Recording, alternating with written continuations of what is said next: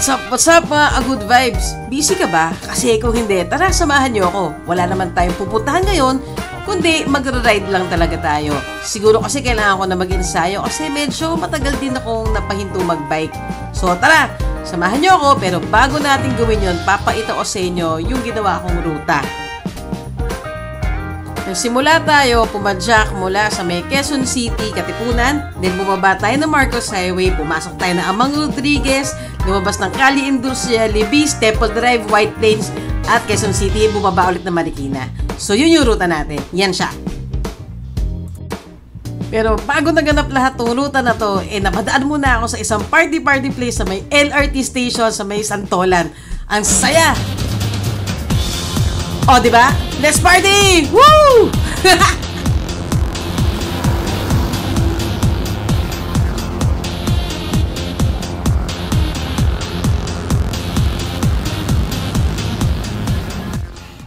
O ano, napainda ka ba? Kasi napainda ako pagdaan ko dun eh. Kaya naman ito, energetic tayo. Kaya simulan na natin mag-ride.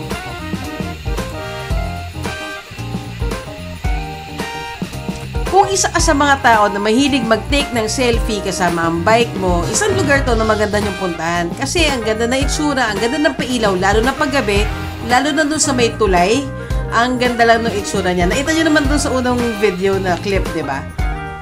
So, sarap mag-selfie, mag-groovy, kung trip nyo. Yun. Hindi rin ganun kadami yung tao dito at mga kotse na dumadaan. So, kunyari may anak ka na gusto nyo mag-stroll, mag-bike-bike siya, pwede nyo dito dalhin. Madami ring restaurants dito. So, pwede kayo mag-dinner kasama ng family nyo. Saya.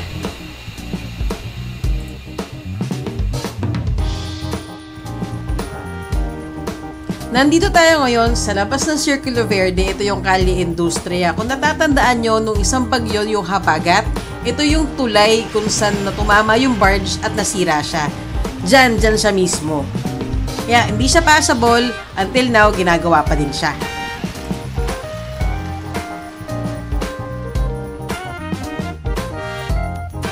So ngayon, nandito pa din tayo sa bandang dulo na ng Cali Industria going to Libis.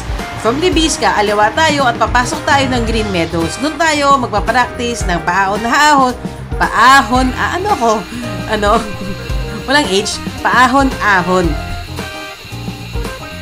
So anyways, yung gradient doon, umaabot siya ng para 7% din. So magandang practice para gumaling ka sa ahon.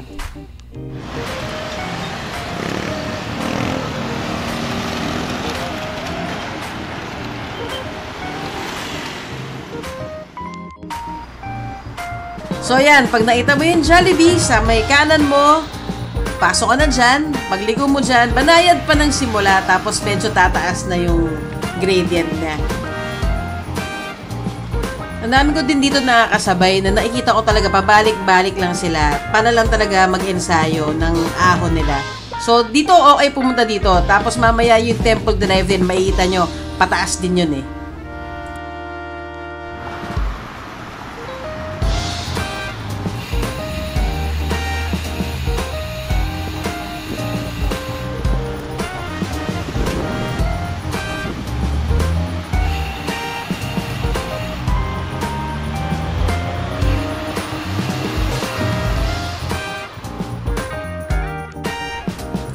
So, ito na yung Temple Drive. Ito yung sinasabi ko kanina na medyo banayad sa simula pero umaangat din siya na may konting higpit sa tuhod at sa legs din kahit papano.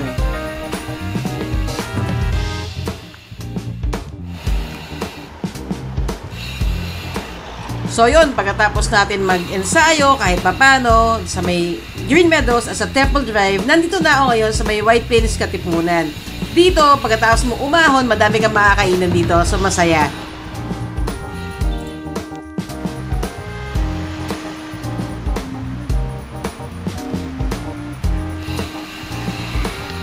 So, kaya naman, maghahanap na ako ng pwede kong tambayan para kainan ko na rin. At I guess, dito ko na rin tatapusin tong vlog na to.